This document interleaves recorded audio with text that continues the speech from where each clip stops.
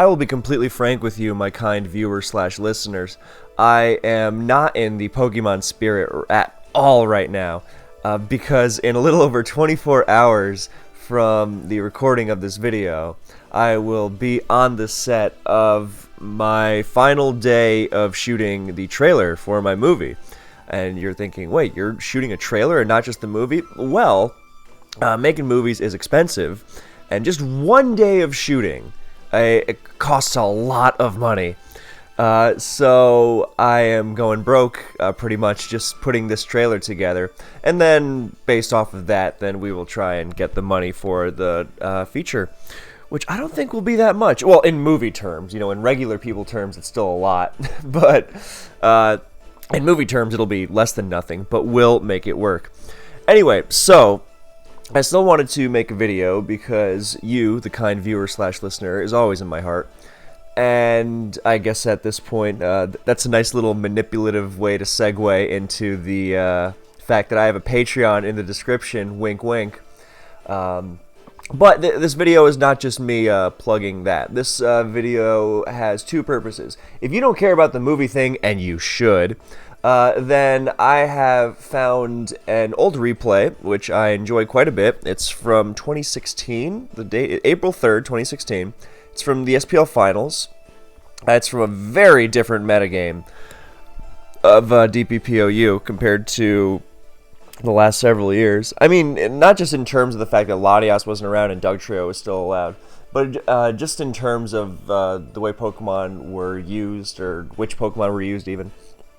So, and I've put it on slow. So, if you would like to just, get into the Pokemon of it all, then you are free to watch this replay on slow mode. And what I would encourage you to do is to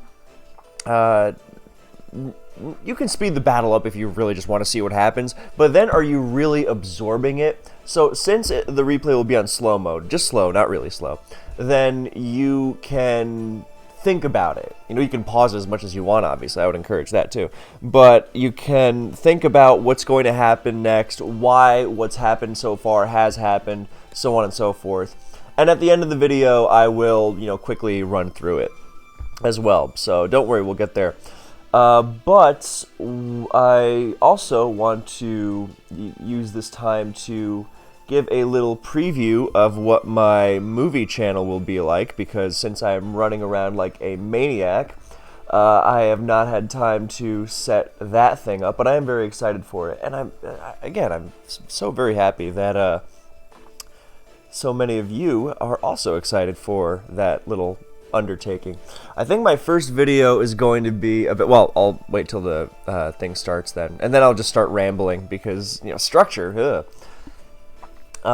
yeah, so I think that's pretty much it. Get excited for the movie. For the trailer too. I mean, it's not, well, you'll see. It's very, very fun. And in fact, right as I was recording this video, or getting ready to record this video, I got really excited because one of my neighbors is working in their garden, and they're operating some sort of power tool, which is, very relevant to my movie. It sounded like a chainsaw, but I'm going to say it's probably a lawnmower. I just have chainsaws on the brain, so like everything sounds like a chainsaw. I walk into Starbucks, the barista asks me what I want, and I just hear chainsaw sounds. So, yeah, that is pretty much it. Get your wallets ready, get excited. Tell your friends to do the same, spread the word, and soon, yeah. Okay, so replay now, slowly, and at the end I will also burn through it. So, for the movie channel, the first thing I want to do is Too Old to Die Young from Nicholas Winding Refn. Those of you who might not know Nicholas Winding Refn by the name might still know his work because his film Drive has become such a cult phenomenon for good reasons and for some not so good reasons. I mean, the good reasons are that it's an amazing movie, and it, of course, has Ryan Gosling and a phenomenal supporting cast. I mean, you look at all the actors in that movie, and they're incredible. And I think that's part of what makes it such a solid film, because it's not really a story where like the story is doing the heavy lifting. That's one of the powers of film, is that you can take a very ordinary story, and depending on how you tell it, it becomes something else entirely. Like, it goes to that story about how some lady, I think this actually happened multiple times, some lady rented Drive because she thought it was a Fast and Furious ripoff based on the trailer. Also, this replay is moving way too fast, so I'm slowing it down. She rented it thinking it was a Fast and Furious ripoff based on the trailer, and she was completely disappointed because it was slow and quiet, and what is this? So I think that she actually tried to sue, which is hilarious. But you very easily could have made a Fast and Furious style film out of the basic story that Drive is. So, at its core. But then, depending on how you look at it, you start drawing more out of it, and I think that's wonderful. Anyway, so Drive is a big deal, and, the reasons why it might not always be known in the good way is because the cult of Ryan Gosling that spawned around it. Because, before Drive, Ryan Gosling was... it's like, oh, he does those rom-coms, whatever. And after Drive, it's like, oh, yeah, this guy rules.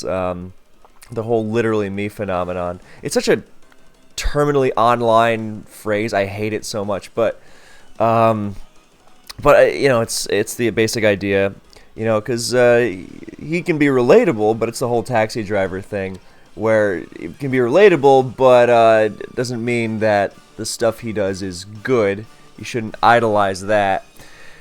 And, but that's a problem in all sorts of movies. So, even movies where you think they couldn't possibly spell it out any harder, like in American Psycho, where, it's called American Psycho, first of all, and then you unironically have people going, oh, yeah, well, this guy is awesome, and, well, that's a whole debate unto itself. But, so Nicholas Winding Refn was the director behind Drive. He's made a lot of other things that I really love. And he actually just had a series come out at the beginning of this year on Netflix called Copenhagen Cowboy, which is the most him thing ever. And in my video on Too Old to Die Young, then, I think the opening will be, basically going over his career stylistic and thematic, I wouldn't even call them interests, I would call them obsessions, the way he dives into them at full throttle intensity. Which is, my preferred register for a lot of things. I say a lot of things, but I also like, relaxed things like Before Sunrise. Not to say that there's not, serious intensity to that at parts, but, you got to appreciate a little bit of everything.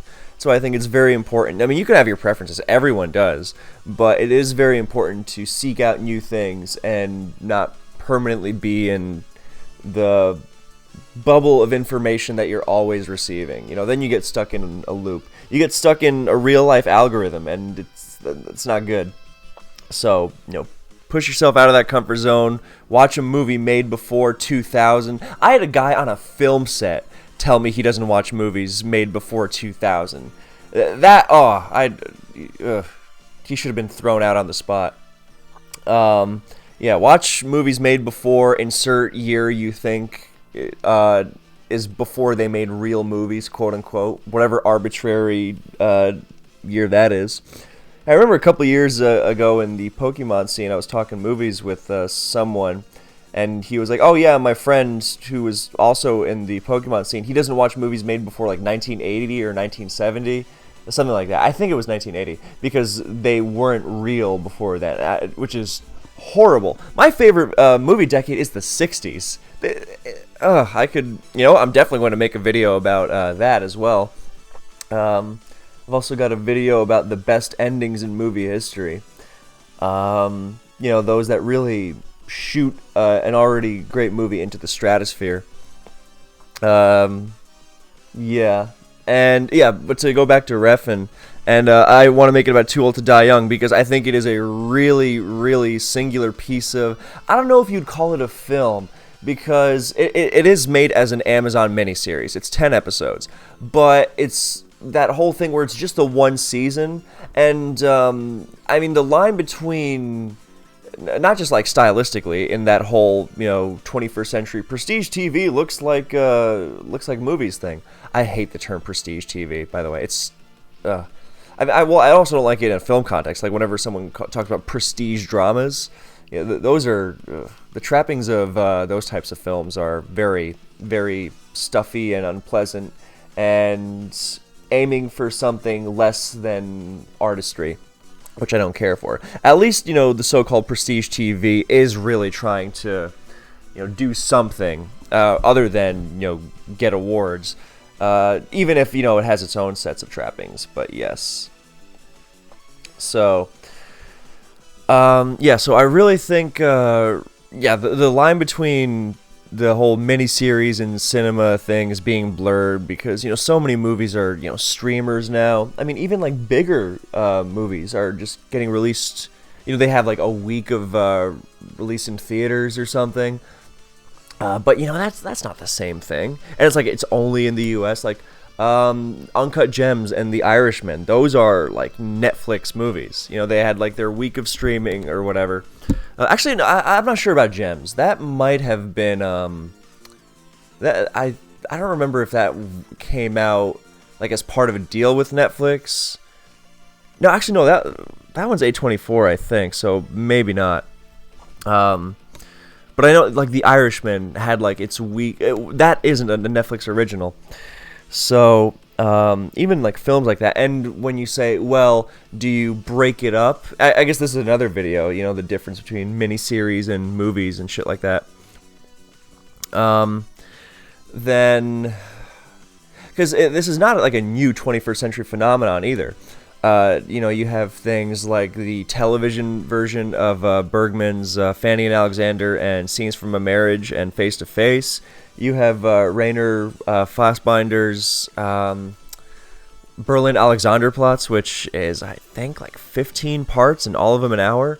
And that's considered a film. Kieslowski's Decalogue, which is 10 episodes, each a little under an hour, which are amazing, by the way. It's sitting next to me on my shelf. Although I do wish each of them were a little more fleshed out, because I think it's Decalogue 5 and 6. Those are the ones that got like feature-length film renditions of like 85, 90 minutes or so. And they're called A Short Film About Love and A Short Film About Killing, and those are my favorites. I cannot imagine those being shortened. And I feel it, because I watched those before I watched the rest of Decalogue, and I was feeling like, even the first episode, I was like, this is amazing, and then it ended, I was like, there was definitely more that you could have gotten out of that. Yeah. So those are, there's definitely precedent for it, and even now, like in the Sight and Sound poll from last fall, which is for those who don't know, Sight and Sound is this big magazine which has like the best list of the top 100 movies of all time.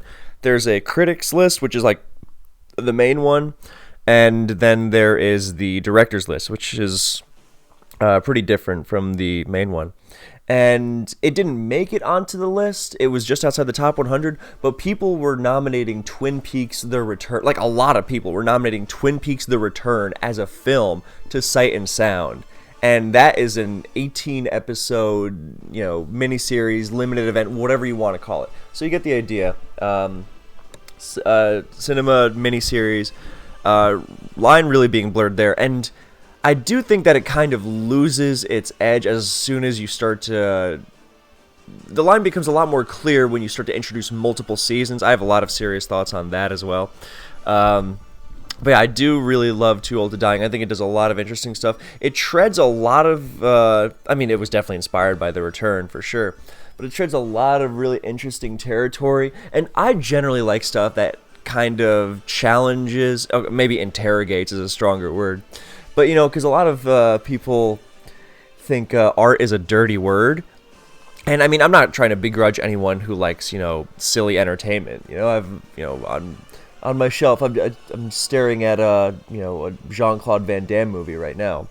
Not to say that there can't be artistry in entertaining movies, of course, but a lot of people, as soon as something beyond just, entertainment enters the equation, then they start to balk a little bit, And yeah, there's the whole, well, I find, intellectually things entertaining too. Well, it's like, yes, but many don't. But, so I do like stuff that kind of challenges the viewer. Their preconceptions and their feelings and their desires on what they're expecting from it. I think Too Old to Die Young does a fantastic job of that. The Return did it as well, because people just wanted a Twin Peaks nostalgia fest, and they got the complete opposite of that. Yeah, I generally am not a big YouTube video watching guy, in terms of video essays on movies and stuff, because it drives me a little crazy to watch video. First of all, I would rather read it. It's much quicker that way. Second of all, the video essays, it's like, I don't know. I think they don't make use of their medium the most. It's kind of a similar principle to film itself. It's like, if you're not making the most of film as the medium, why is this not like a book or a short story or, a play or whatever the hell? Yeah, so Too Old to Die Young, fantastic, phenomenal, love it, can't wait to cover it in depth. Let's burn through this replay real quick. So at the time of this battle, Breloom was destroying the tier. People were talking about it being unhealthy in terms of how it invalidated Stall. But yeah, there's Panamaxis is one of the greatest DPP players of all time. Smurf was a great player in multiple metagames as well. And we see an unusual start in Choice Band Hippo. This was back when Shaman was still used. Yeah, so CB Hippo, I think he had Crunch for Azelf. So Zong getting up rocks, checking Shaman. And yeah, what's really cool is that Pana uses bulky Infernape in this. And at the time, the reason this would not be a good choice today, I don't think. I mean, maybe. I haven't thought about it for more than 2 seconds. But the reason he was using it at this time was that another major threat in the metagame was bulky SD Scizor. And SD Scizor, with Roost, it would outlast its checks very easily. So when you have a bulky Leftovers Infernape with Slack off, then suddenly you are much better against it. It's particularly important on Pana's team because he's got, Bronzong, which is the biggest Scizor fodder ever, and a very bulky team in general. So the bulk on this Infernape is impressive in that it lives even an offensive Heatran Earth Power with health to spare. So he's even got low kick for Fighting Stab, so he's not inducing defensive drops on himself. Vaporeon, now that's an extinct Pokemon in the competitive. I mean, even at the time of this video, it was very unusual to see Vaporeon appear because of Breloom. And also Starmie absolutely everywhere. People's way of dealing with hazards was, spinning pretty much, which is very exploitable, of course. But, at the time, there were people who, pretty much could not make a team without Starmie. And, when Starmie exploits Vaporeon very easily, and, when Starmie and Breloom are everywhere, especially together, then Vaporeon just often such an incredibly dead slot. Because the things they do are, exploit it way too hard. It's not the same thing as having a weakness to something like Zapdos. It was too helpless against such tide-turning Pokemon. So, but Pana made a really nice call in this battle with his team because, that kind of Zapdos, Breloom, Starmie offense that was the metagame's defining feature at that time and had been and continue to be for a long time, was not Smurf style at all. He liked more offbeat stuff. I mean, as evidenced by the fact that he's got an offensive team with a Calm Mind Cresselia on it. But yeah, Vaporeon used to be a feared Pokemon in the DPP metagame because of what you're seeing it do right now. It sat on a ton of offense. It was one of the few things that could check Infernape half reliably, and that was a big deal. So, yeah, this is fairly self-explanatory. Cress is even at +2, not too KOing. I'm not sure why Pana didn't boom there. I guess, Well, you know, we're not going to delve into it. Because if he, You know, I guess if he crits with this Gyro Ball, he gives himself another chance to get more use out of Bronzong afterwards. And he avoids a double down. And doubled, you know, that, actually, you know what? I think I like that a lot. Because when you see an offensive Cress on a team like Smurfs, which is usually like the furthest thing away from a team that wants Cress, then you kind of think all bets are off. I'm not going to be able to figure out his team as reliably. I mean, good chance of like a water type, sure, but you know, who knows which direction it's going in. Yeah, it's very likely that there's a Tyranitar here, but you know, you can't say for sure because by most standards there shouldn't be a Cress here. So he wants to avoid a double down because then he might get faced with a bad matchup, and he's got a weakened team, you know, and Vaporeon's not at full, Infernape is nearly dead. He's got the 2 unrevealed, but he's got to be really careful around the Shaman and everything. And if he, because if Cress rests here, then Boom will not KO it. That was, wow, that was a great move by Pan, the more I think about it. Oh, it does with Sand. Okay, well, I think it was a nice idea anyway, whether it was intentional or not, but I think it was, because, well, maybe based on Gyro Ball damage, it wasn't as intentional, but I like the idea. It's, when you're dealing with the unknown, and you don't have a reasonable way of figuring it out, then avoiding that kind of thing is really, you know, effective, because then I don't know, maybe I'm overthinking it just a little bit. But yeah, in comes Raikou, which looks like a Scarf, and it does very little. I think Smurf probably should have switched to Shaman here, because he just winds up sacrificing Raikou. Because, you know, Shaman's at good health, it can take it on. We don't know the last yet, though. But yeah, as you're going to see, Scarf Raikou would have been extremely helpful. See, that's another thing, you know, you see the Cress and then the, you know, Raikou comes out after that. It's like, okay, what UU metagame did we go back to? Even Shaman used to be UU. And it wasn't completely horrible at first because Crobat was also everywhere, but then, you know. Anyway, so Arrow comes in, and with the Sand boost takes nothing from the Seed Flare, which is awesome. And now it's all up to whether it hits Stone Edge on the Dragonite. So yeah, imagine there's still a Scarf Raikou hanging around. Not that that necessarily would have wrapped up the game one way or another, because Pana wouldn't have just tossed out the Rotom. He would have had to go to Arrow. But yeah, definitely still a game. So, that was this video. Thank you for watching. I hope it was enjoyable and interesting for you. And I will see you very soon with more news of everything.